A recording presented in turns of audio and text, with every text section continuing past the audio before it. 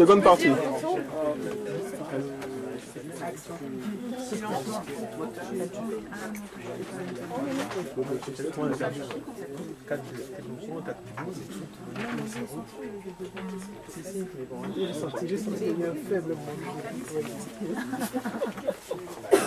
C'est super bon les chips. Là.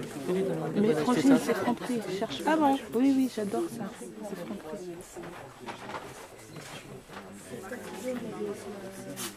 Ça s'appelle comment? Frangine, le paquet là. Juste là. Le paquet blanc, à côté. Oui, Frangine, j'adore ça. C'est super bon. Et puis Claire les fait aussi. Tu peux m'en donner quelques-unes d'ailleurs? Non, pas l'assiette, Frangine. En fait, je te On peut y aller. une poignée. C'est bien. Je peux présenter notre... Bien sûr. On est bon? On est bon. Alors, on reçoit ce soir donc, Capitaine Alexandre. Alors, son vrai nom, c'est Marc-Alexandre Bambé. Mais ce soir, je vais l'appeler par son pseudonyme, Capitaine Alexandre. Alors, je vais commencer par vous introduire quelques éléments de sa biographie. J'ai choisi 3 moments pris dans votre biographie. Les punitions de votre maman, et la lecture de Césaire, donc un grand moment. Marc-Alexandre était puni quand il était enfant, il devait lire tous les soirs un livre, et un soir il a dû lire Aimé Césaire. C'était un grand moment, un point de non-retour dans sa vie. Le deuxième moment, c'est la naissance de votre fils, qui est très joliment nommé Ange Alexandre. Et ensuite, le troisième moment, ce sont tous les déplacements géographiques. Donc vous avez quitté Douala, au Cameroun, d'où vous êtes originaire, et vous êtes allé à Lille pour étudier. Et ensuite, s'en sont suivis plusieurs autres déplacements géographiques dans le monde noir. En Haïti, ailleurs en Afrique, donc en Caraïbes, aux États-Unis. Alors voilà, pour les éléments biographiques. Je vais lire exceptionnellement mon petit papier pour aller vite. Ce livre-champ est un don d'amour, un appel à l'hospitalité et à la compassion, du latin compassior, souffrir avec. Souffrir sans renoncer à la beauté du monde. Alors, Capitaine Alexandre se présente à plusieurs reprises dans le livre comme un citoyen du monde. J'ai relevé quelques très jolies formules. Le gitan noir, le professeur d'espérance, le courtisan d'utopie. C'est celui qui dit le blues touareg, qui habite l'écho du monde pour construire des ponts arc-en-ciel. Alors, on voit un climat très, finalement, lié à la religiosité de la prière. Il n'y a rien de religieux, avec un impératif, une injonction, un appel au vivre ensemble, qui m'a rappelé à certains moments Christiane Taubira, qui termine souvent ses présentations par des poèmes de Césaire. Et dans ces moments-là, on voit l'utilité politique et sociale de la poésie qui rassemble religion, qui crée le lien, qui crée des ponts arc-en-ciel. Alors, c'est une poésie programmatique que Capitaine Alexandre appelle poétique. Poétique, E-T-H-I-Q-U-E. Donc, s'en dégage un ensemble de valeurs, un ensemble d'injonctions, d'appels. On pourrait même dire une poésie manifeste. Alors, j'ai relevé la nécessité, l'urgence de décoloniser les esprits. J'ai particulièrement aimé le morceau God Bless the United States of Africa, que Dieu bénisse les États-Unis d'Afrique, qui crée une véritable passerelle avec le roman de Waberi que je vous inviterai à lire. On a aussi la nécessité de transmettre l'héritage. Donc l'héritage, c'est à la fois la teranga de Senghor et le rocher de Césaire.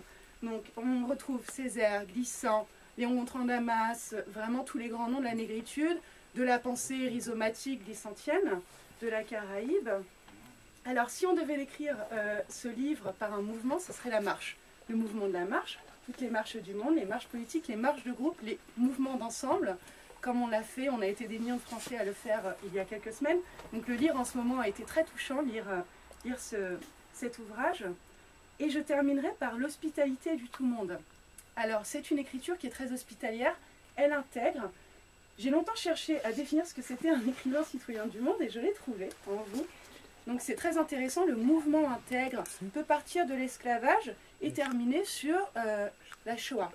C'est un mouvement qui intègre toutes les histoires du monde, tous les peuples du monde, avec un jeu qui est tout à la fois.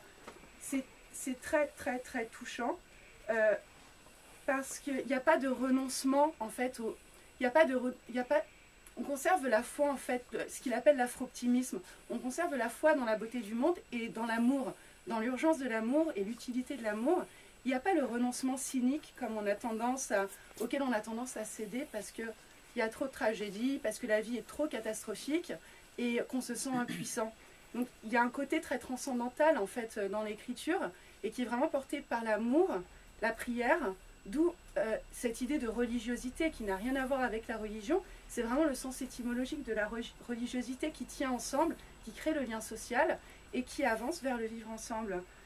Je terminerai par cette référence à l'Ubuntu à la fin du recueil. Donc l'Ubuntu qui a été cette pensée, cette croyance que Desmond Tutu et Nelson Mandela, dont Desmond Tutu et Nelson Mandela se sont inspirés pour mettre en place un mouvement de concorde civile qui s'appelait la Commission de vérité et réconciliation en 1994 en Afrique du Sud. Et l'idée c'était comment va-t-on vivre ensemble? Les gens qui ont subi l'apartheid, les héros, les blancs, les noirs. Et il y a eu toute une série, voilà, tout un dispositif qui a été mis en place avec cette croyance dans l'Ubuntu, le fait de vivre ensemble, encore une fois le dépassement par l'amour qu'on peut se porter les uns aux autres. Alors, dans ce livre, ce que j'ai vraiment retenu, c'est que le poète, je cite, cherche la lumière dans la nuit noire. Alors cette nuit noire, c'est l'histoire, c'est la page blanche de l'histoire noire, qu'on a du mal à écrire, qu'on a du mal à lire. Et finalement, le poète va trouver petit à petit, en creusant, en avançant, des soleils noirs. Donc ces soleils noirs sont toutes ces personnalités, ces légendes, et Angela Davis ou Nina Simone, ou les héros du mouvement des droits civiques, ça peut être Mandela, tous les grands hommes du monde noir et de sa diaspora qui n'ont pas renoncé. Voilà, donc c'est une très très belle poésie qui est à la fois républicaine. Elle commence comme une poésie républicaine dans l'espace français et elle se termine à la fin de l'ouvrage peut-être comme une poésie, je ne saurais pas, peut-être poétique tout simplement, poétique, E-T-H-I-Q-U-E. Voilà, alors on va vous poser quelques questions. Moi je vais commencer, je pense que je vais commencer tout simplement par une question sur ce programme poétique au sens de l'éthique, et je m'intéresserai plutôt au début du recueil qui est beaucoup plus ancré dans notre société contemporaine française et à votre parcours aussi en France, arrivé à Lille, dans la région de Lille, en ayant quitté Douala, et peut-être que je vous inviterai à, je ne sais pas, parler du poète dans la cité. Voilà, tout simplement, quelle est la mission du poète et l'utilité sociale de la poésie. Je pense qu'il y a à cette question, chaque poète ou aspirant poète a sa réponse. Mais moi, en tout cas, les poètes qui m'ont enseigné, ceux que je lis, ceux que je relis et que je relirai jusqu'au dernier soir sur cette terre, c'est que la mission du poète est d'enseigner l'espérance. Et enseigner l'espérance, c'est ne pas nier la réalité, mais c'est se dire que quoi qu'il arrive, il y aura toujours un mot, un livre, une histoire humaine qui dira résiste ou meurt. Voilà, et c'est ce que j'essaye modestement de faire, c'est un peu la part du colibri de Rabi, et puis c'est vraiment ça, je considère que les poètes sont des professeurs d'espérance. Moi c'est comme ça que je les ai reçus, d'une mère qui était enseignante, prof de français et de lettres, et qui avait des punitions assez exceptionnelles, et je l'en remercie d'ailleurs pour ces punitions-là, puisqu'elles m'ont mené où je suis aujourd'hui. En tout cas, elles ont déclenché un amour pour la littérature qui est infini. Mais c'est vraiment comme ça que moi j'ai reçu les poètes. C'était des enseignants, des professeurs d'espérance. Et j'ai eu la chance de rencontrer les poètes du monde dans mon parcours d'étudiant, dans mon parcours d'amoureux, parce que je me considère comme un poète d'abord par amour. Et puis voilà. Et ce que je transmets quand j'anime des ateliers d'écriture à des jeunes, quand on parle de poésie, je leur dis débarrassez-vous parfois de ce qu'on nous enseigne à l'école, hein, sur la poésie, sur la façon dont tout ça est emmené parfois de manière très lourde, le style. C'est pas ça le plus important. Ce qui est important, c'est, enfin pour moi, et dans la façon dont je le transmets à des jeunes gens, lisez Éluard, lisez Césaire, lisez Neruda, lisez Franck Etienne, mais surtout ressentez les textes. Parce que ces gens-là parlent d'eux, et ils parlent de vous, ils parlent du monde. Et les textes classiques sont avant-gardistes. Enfin, il y a beaucoup de poèmes de poètes classiques qui sont radicalement contemporains et qui parlent de nous encore aujourd'hui. Donc ce que moi j'essaye de faire, c'est ça, c'est transmettre cet héritage-là. Vous en avez parlé tout à l'heure, de l'héritage. Je considère que j'ai reçu ça, un legs d'une maman qui était prof de français et d'autres profs qui m'ont enseigné. Et puis surtout de tous ces gens-là que j'ai rencontrés et qui m'ont toujours dit, voilà, il y aura toujours une phrase, un mot une histoire, alors résiste ou meurt. Voilà. Donc la mission, c'est d'enseigner l'espérance et de rallumer les lumières aussi de temps en temps.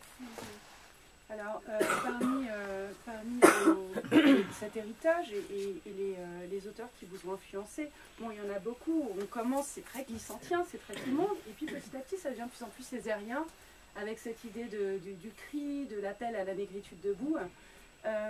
Alors, c'est très intéressant, puisque je ne l'appellerai pas recueil de poésie, mais livre, c'est un livre total, et ça, je dois souligner le travail de l'éditeur. Il y a un dispositif qui est très intéressant, moi j'avais jamais vu ça. À la fin du livre, il y a une adresse au lecteur, cher lecteur, et là tous les lecteurs sont invités. Alors je vous montre, parce que nous avons des pages blanches dans lesquelles on peut s'exprimer. Donc Capitaine Alexandre a simplement laissé quelques pistes, donc avec un mot, aimer, rêver, vivre et cheminer. Donc, cheminer, on retrouve la marche. Et ici on est invité à nous exprimer, et on nous dit, c'est très très joli, les pages suivantes sont pour vous, cahier d'un retour à vous-même. Voilà, donc on est invité à écrire le cahier d'un retour à nous-mêmes et à laisser aussi nos commentaires. Après tout, aujourd'hui, la littérature dépasse le support d'impression. On est aussi dans l'ère digitale, donc on a une adresse URL et on est invité à aller sur le site de l'éditeur La Cheminante pour partager nos impressions. Et c'est vrai que quand on termine, Virginie parlera ensuite de ce dispositif typographique qui est très intéressant, mais quand on termine l'ouvrage, on est, après 257 pages, on est habité par des mots d'amour, et encore une fois, on vit malgré nous, voilà, dans un climat où on les entend très peu. On entend des mots négatifs, violents, agressifs, beaucoup, on entend peu de mots d'amour, surtout pour ceux qui n'ont pas la chance d'aller à la messe ou à la mosquée ou au temple régulièrement. Alors, c'est intéressant, voilà, peut-être ce côté écriture automatique. Laissez-vous aller, achetez le livre et laissez-vous aller dans ces pages vierges. Virginie, je te donne la parole.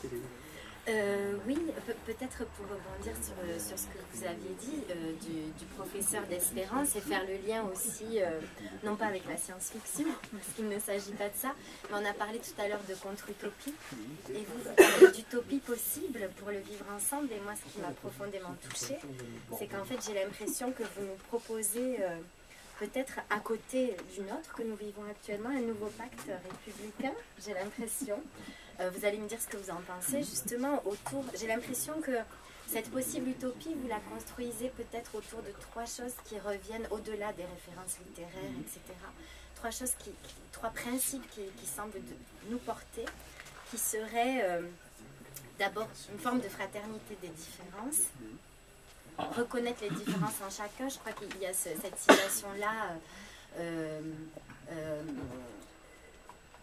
échanger en changeant sans se dénaturer, enfin, qui est vraiment intéressante. Il y a ensuite le rire des enfants, qui revient quand même régulièrement. Et puis après, il y a cet appel à la beauté de l'art, la beauté du poème, et qu'à partir du moment où on se met tous d'accord sur ces trois valeurs de base, alors on peut vivre ensemble. Est-ce que vous partagez cette réduction-là Oui, totalement. Surtout, j'ai la chance depuis quelques années de voyager un peu pour partager ma poésie. Je vais dans le monde entier. En tout cas, je suis dans plusieurs régions du monde où je suis l'autre. Je rencontre des classes qui sont blanches de monde. J'étais au Liban, j'étais en Afrique du Sud, j'ai voyagé un peu. Et ce qui est génial, c'est que dans tous les endroits où je suis allé, le rire des enfants est le même. Donc les gamins de 15 ans que j'ai en atelier d'écriture à Johannesburg, à Soweto ou à Beyrouth, au Cameroun, enfin dans les endroits où je suis allé, ont les mêmes rêves, ont les mêmes aspirations, en étant dans des contextes géopolitiques complètement différents. Et quand ils rient, quand ils s'expriment, ils sont exactement les mêmes. Donc voilà, c'est cette fraternité possible-là, quand je leur parle et que je leur montre des images, ou que je leur dis des poèmes écrits par des jeunes du même âge d'autres régions du monde, ils se reconnaissent dedans. Donc voilà, la question elle est, comment est-ce qu'on fait aujourd'hui pour cultiver cette utopie-là? Moi, les professeurs d'espérance que j'ai eu la chance de rencontrer, vous avez parlé de Glissant, voilà, et j'adore cette phrase-là, la beauté est le chemin qui nous manque. Et on en est là, on en est encore là aujourd'hui. Et moi, ce que j'essaye de faire encore une fois modestement, parce que j'ai une tribune et que quelquefois je slame les textes, c'est ça, c'est de dire que la beauté est le chemin qui nous manque et peut-être d'entraîner quelques personnes qui écoutent vers un chemin de beauté. Et puis j'aime beaucoup ce que vous avez dit tout à l'heure sur le fait de marcher. Je considère qu'effectivement écrire c'est marcher en fait. Écrire de la poésie c'est prendre parti, c'est avoir envie de participer à la marche du monde. Je l'ai écrit, je le dis. Et j'ai aussi une formule qui m'amuse beaucoup, mais qui était un extrait, le refrain d'un texte de rap quand j'étais au collège à Liberman à Douala. On marche, même quand rien ne marche, on marche encore en direction du carrefour des cultures. Donc voilà, donc même quand rien ne marche, on marche encore. Et c'est refuser l'aliénation, c'est refuser qu'on nous conditionne et qu'on nous enferme dans une forme de pessimisme. Voilà, et puis chacun après fait ce qu'il veut. Moi, ceux qui pensent que ce n'est pas possible, je n'ai pas envie de les convaincre. De la même manière, je leur demande de ne pas venir me dire que ce n'est pas possible. Moi, j'ai envie de chanter les possibles. Alors personne ne va me dire tu ne peux pas. Donc je marche. Et puis il y a quelques personnes avec lesquelles je suis content de marcher. Vers quoi, vers qui, je ne sais pas. Mais en tout cas, on avance vers l'autre. Et cet autre, c'est parfois nous-mêmes en fait finalement. Donc voilà, donc je suis d'accord avec ce que vous avez dit. Il est évident que quand on vous lit, on va dans votre sillon, en tout cas, celui que vous tracez. J'avais justement, Célia a parlé du livre et de la façon dont il est construit. Les jeux sur la typographie, je vous montre un petit peu. Il y a des textes qui ressemblent à des calligrammes, il y a des textes, des lettrages différents, etc. Est-ce que c'est une façon de dire à haute voix les textes? Est-ce que c'est pour appuyer certaines choses ou est-ce qu'il y a d'autres raisons? Non, c'est exactement ça. C'est que je viens de l'oralité, même si j'ai commencé par écrire avant de slammer, mais ce texte-là, je l'ai d'abord dit en fait, sur scène. Ces textes-là, je les ai d'abord dit sur scène. Et la formidable éditrice que j'ai, Sylvie Darro, et je tiens à la remercier pour le travail qu'elle fait, donc la cheminante Sylvie Darro, quand elle m'a entendu dire les textes, elle avait envie de traduire dans le livre la façon dont je dis les textes. Donc parfois, il y a des explosions de mots, parce que quand je déclame mes textes, effectivement, tout n'est pas sur le même ton. Il y a des refrains, j'appuie sur certaines sonorités. Et donc voilà, dans le livre, on a essayé de travailler là-dessus, de manière à donner, à presque entendre le texte. Donc quand on le lit, il y a des mots qui vous explosent au visage à un moment donné, vous ne savez pas pourquoi ce mot-là particulièrement, mais c'est aussi parce que quand je vais le déclamer sur scène, je vais appuyer là-dessus, soit je vais le répéter inlassablement, soit je vais faire un jeu rythmique avec, et donc on a mis ces mots-là en relief dans le livre. Et donc c'est très très bien fait, et c'est Sylvie qui s'est chargée de cet aspect-là, et je trouve, oui, enfin moi quand je l'ai relu, j'avais l'impression de m'entendre dire les textes. C'est exactement, parce que moi je me dis que de nos jours c'est un peu difficile de faire de la poésie telle qu'on la voit, enfin telle qu'on nous l'apprend à l'école, les textes tels qu'on nous les apprend à l'école, qui sont assez, qui sont très calibrés, qui sont très rythmés, etc. Et en lisant, moi, bon, je suis désolée, j'ai pris, ce que je faisais, c'est que chaque soir je prenais une page au hasard et je lisais un texte dont je ne saurais pas dire s'il y a, enfin je ne saurais pas voir le fil conducteur peut-être de l'ordre dans lequel ils ont été mis. Je suis désolée. Mais il n'y a pas de fil conducteur, donc ça va, il n'y a pas de souci. Mais moi je m'étais dit que je me suis dit en lisant ces poèmes que tiens, c'est très oral en fait. C'est plus oral que je ne sais pas quel serait le contraire que littéraire, quelque chose à entendre. Enfin, c'est des textes qui se lisent mais qui s'entendent surtout. Ce qui se lisent à haute voix en fait. D'ailleurs c'est ce que c'est exactement ce que j'ai fait. Je conseille vivement, c'est de les lire à haute voix. C'est ça. Après effectivement comme j'anime des ateliers, c'est vrai que c'est ce que je conseille, et pas que pour mon livre. Je dis aux jeunes, pour lire de la poésie, lisez-la à haute voix. Il n'y a que comme ça qu'on peut ressentir un poème. C'est ça. J'ai travaillé il n'y a pas très longtemps sur les mains libres d'Éluard, et des jeunes, après avoir lu le texte à haute voix, avaient compris le texte alors que ça faisait 6 mois qu'ils travaillaient dessus avec leur prof, et qu'ils n'avançaient pas, ils ne comprenaient pas l'intérêt pour eux d'apprendre ce texte-là. Bon, enfin voilà, ça fonctionne. En fait, c'est ça qui est, parce que un recueil de poésie, je pense que c'est pas évident à faire lire, à faire lire spontanément, mais c'est ça qui marche bien en fait avec le recueil, c'est que j'ai essayé de le lire dans ma tête. J'ai cette habitude-là et ça fonctionnait pas en fait. Disons que c'était pas... je suis pas rentrée dedans, et c'est par hasard, je me suis dit franchement c'est difficile à lire comme ça et tout, et je l'ai prononcé, et là c'est vrai que tout fait sens. Tout fait sens, on ressent beaucoup mieux le message qui tente content d'être passée. En plus, j'ai fait ça sur le premier poème, c'est pour parler de Douala. Du Cameroun. Donc tout de suite, disons que c'est ça qui m'a lancé vraiment dans le livre, le fait de le lire comme ça, surtout cette typographie, ça donne envie vraiment de s'imaginer avec le bouquin quand c'est très gros, quand c'est petit, quand c'est séparé, etc. C'était l'idée, en tout cas c'était l'invitation, et c'est vrai que je dis souvent, j'écris mes textes du bout des lèvres, donc moi je les écris presque voilà, avec la musique à voix, et donc c'est ce que je voulais aussi. Donc le pari avec l'éditrice était d'inviter à lire une poésie qui est écrite du bout des lèvres. Donc effectivement on sort d'un cadre, la poésie en tout cas dans l'espace francophone ou franco-français. La poésie c'est quelque chose qu'on lit comme ça avec beaucoup de respect, voilà, et moi je n'ai jamais été là-dedans. Après je suis nourri à la culture anglo-saxonne, moi j'ai Last Poet, Jill Scott Heron, et d'ailleurs c'est pour ça que je tiens à revenir sur ce que vous avez dit tout à l'heure sur les rappeurs, et le fait que, mais ça c'est très franco-français aussi, il n'y a qu'en France qu'on s'étonne qu'un rappeur écrive un roman. Jill Scott Heron a écrit des poèmes, a écrit des romans. Il y a quelqu'un que j'aime beaucoup, Neil Anikwe Parks, qui a écrit un magnifique roman qui vient du spoken word. Dans l'espace anglo-saxon, on ne se pose jamais la question, mais oui, il y a les frontières, il n'y en a pas. Il n'y a qu'en France qu'on met des étiquettes sur les artistes, sur les gens d'ailleurs de manière générale. Et quand on est rappeur, donc on doit se contenter de battre la cadence sur la mesure.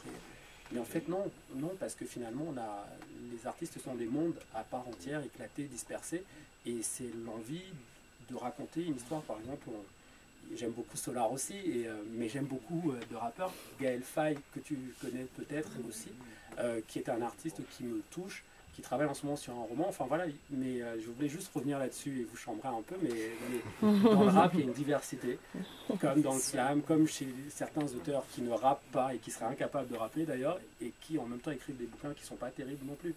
Donc je pense qu'il faut réussir à oublier les étiquettes de temps en temps. Ça fait pas de mal en tout cas. Peut-être qu'il faudrait nous les faire entendre, ces textes. Avec grand plaisir, vraiment avec grand plaisir. En commençant par Gaël et puis plein d'autres, mais vraiment avec grand plaisir. Alors, vos propres textes. Et on va... Pour commencer déjà. D'accord, pour commencer.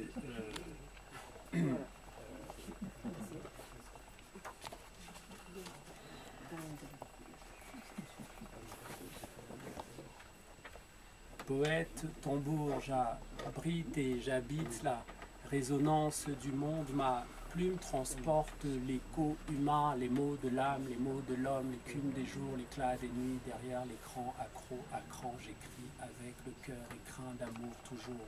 Oui, poète, tambour, j'abrite et j'habite la résonance du monde.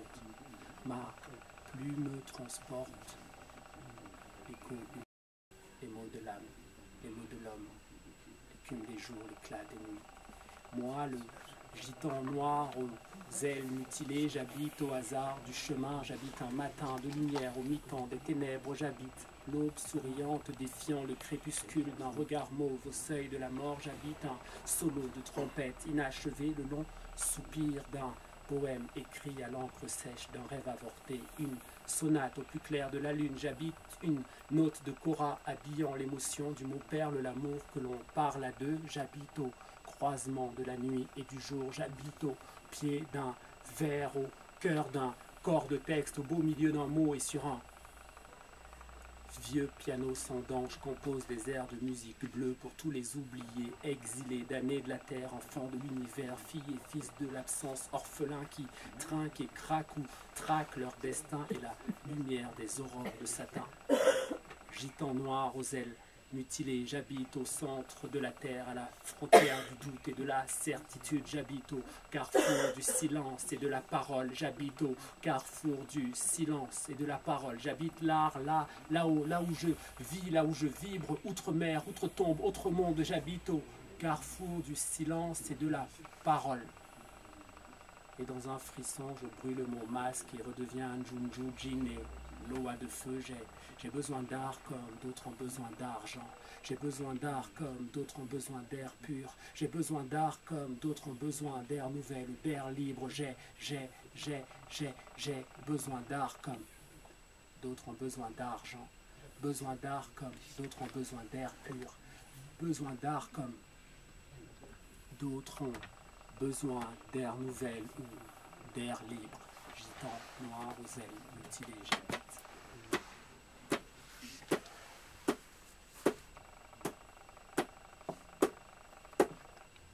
La résonance du monde.